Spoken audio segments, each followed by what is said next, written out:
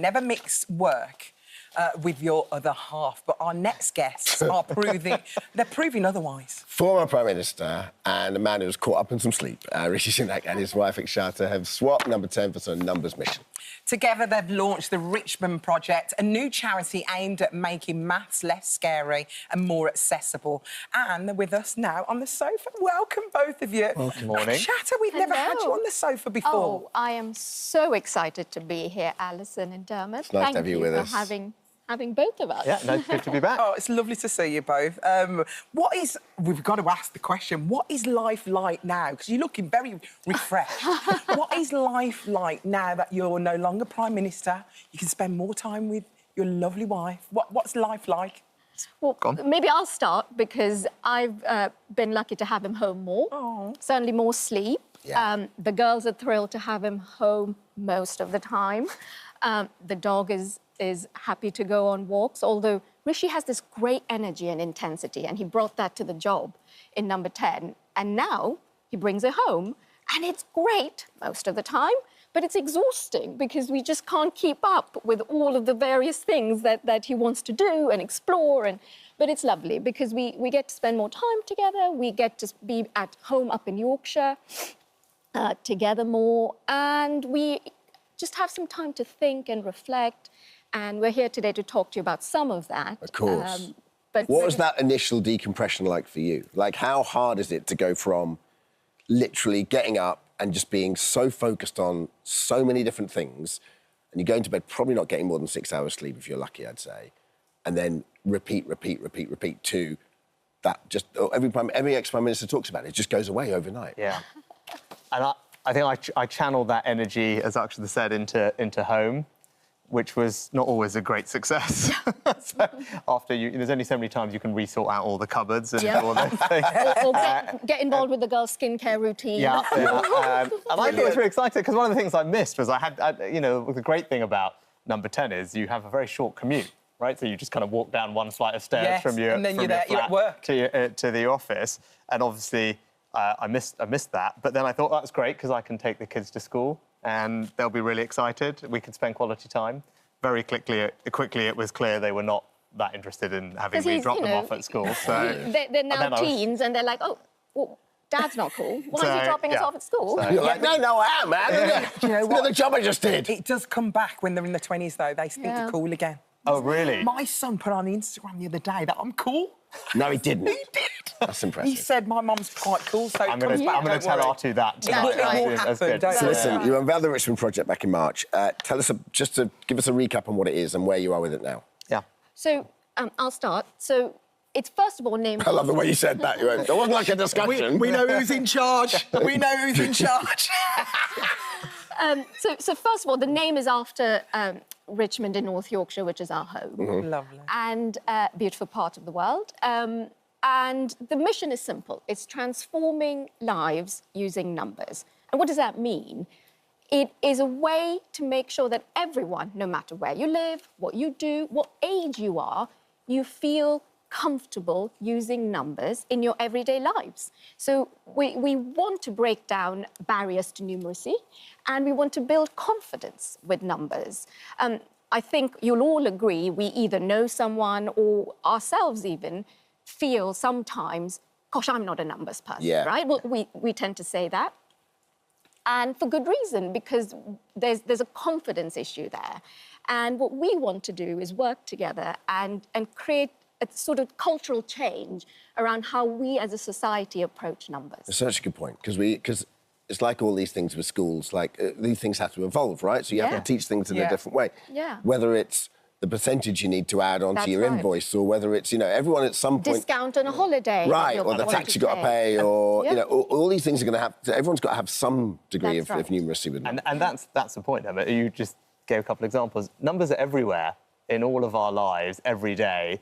And what this is about, and having confidence with everyday numbers, this is not about people doing more algebra or just passing an exam. This is about people having less stress in their lives, more control, more choice. That's what we hope we can do. And as Akshata said, I think it's so normal for us and people to say, I'm not a numbers person. And that's what we want to change, because I think everyone can be a numbers person. Did you notice that when you were Chancellor particularly? Was that your Yeah, and actually, it was interesting because people saw me as Chancellor and assume, OK, you must be good with numbers. But for me, actually, mental arithmetic, I actually find quite challenging. Yeah. Akshata is far faster I'm a bit better than I am at doing things in our head. And, it's fine, I'm good with numbers, but I like to write things down and work things out. So even I, if people saw me in that job and assume, oh, numbers are your thing, right, even I have thought mental arithmetic has given me anxiety over the years. And that's why I'd say to anyone can be a numbers person. And hopefully that's what the Richmond Project, our charity, can do, is just help people get that confidence in their everyday lives. Irrespective of whether the kids are adults, right? Yeah. Yes, Exactly. exactly. No matter what age, right? I mean, because as an adult, it can actually, if you're not good with numbers, it can actually reduce how much you earn. Yeah. It can have a massive impact on your life. So I want some physical tips on what people can do out there to help us You with know all what? that. I was reading my notes. Poor numeracy costs the UK economy up to 25 billion a year. That's amazing. Yeah. Unbelievable. Yeah. It's and one of the inspiring things I found when I was Prime Minister and out and about talking to people across the country was actually one gentleman really left an impression on me. And he talked to me about his struggles with numbers at school, but he, later in life, had the courage to say, I want to get better at this, and I want to be able to help my kids with their homework, I want to try and get a better job, and I want to just have a bit more confidence. And I was just really struck by his courage, to talk about that and then go get the help, and his company was great about supporting him and others. And I thought, when we were talking about it, I remember I spoke to you about that story. Yeah. And it's not just kids at school. It's never too late. Yes. I think is a message I'd say for anyone who's interested in this. Sure. And I think most people do want to have a little bit more confidence. I look at it in three ways. The first is you're not alone, right? Whether you are an adult or a young person, you're not alone. And I think for a lot of us, acknowledging that is the first step. Yeah. The second thing is, numbers is one of those things where the more you practice in whatever way, so if you're at school, you practice numbers in a school environment. If you're an adult, just in living your day-to-day life. So practice makes perfect. There's no such thing as perfect, but practice can actually make a big difference. Yeah. And the third thing I would say is it's actually less about ability. It's more about confidence in anything we do, right? If you feel good, you're able to do it better. Yeah. And so with the Richmond Project, we want to make people feel better about numbers. So people should just look up online, basically, if they want to... Yeah, Yes. yeah. There's lots of the socials are all up and running. There's lots of practical tips. I mean, we can do a tip. You want to do a tip? We have a website, therichmondproject.org. We have socials on, and we just have everyday, practical, simple. Give me a practical one now. Give me something. Okay, let me give you one. What can we do? This does apply to school children, and you know what? Learning times tables is one fundamental skill that young people need to have in school. So let's do the 9 times table. Is this your trick? I think it's... You ready? You ready with your fingers? 10 fingers. Yeah. Okay, left to right. You go left to right. Yeah. 9 times 4. Okay, so count 1, 2, 3, 4. Put the 4th finger down. Is it 51? Put your hands up. What about that? What about that? 30. 51. 2, 3, 4. That's it. Yeah. Now, there we go. Now it's 36. So look, You see how 3 you got fingers there? on one 3. side. So 3. 36. And 6. Oh, OK, I got it. That's OK, it. That's give us another Let's one. do another one. Give us another one. There you go. Let's do 9 times 6. Right? So What was it? 9 times 6. So Okay. let's put the 6th finger down. 1, finger 2, down. 3, 4, 5, 6. Yeah. Right? 54. 54. Yay!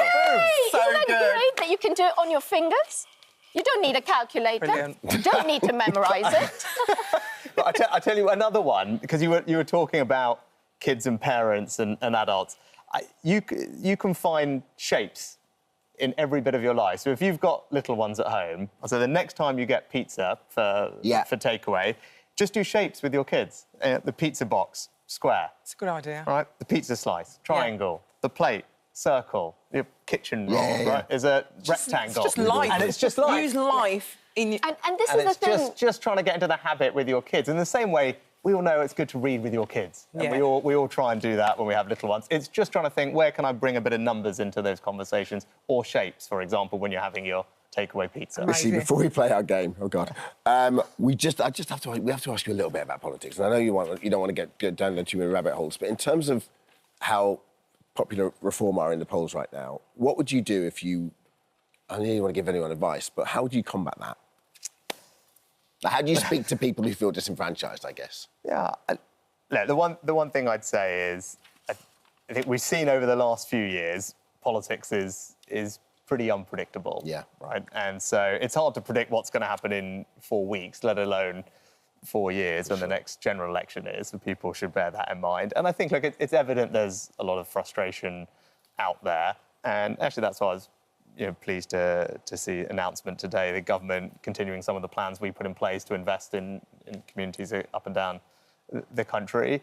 And that will make a difference to people, I'm sure, and I'm glad they're carrying on with our plans on that. But look, my broader thing is, having done the job, I know how difficult it is, whether you're in number 10, whether you're leading a party, the last thing you need is former prime ministers giving you kind of backseat commentary. No, sure. And I get let's be honest, there's quite a few. Also, the last thing you need is that in your head, you're like, no, I'm done, man.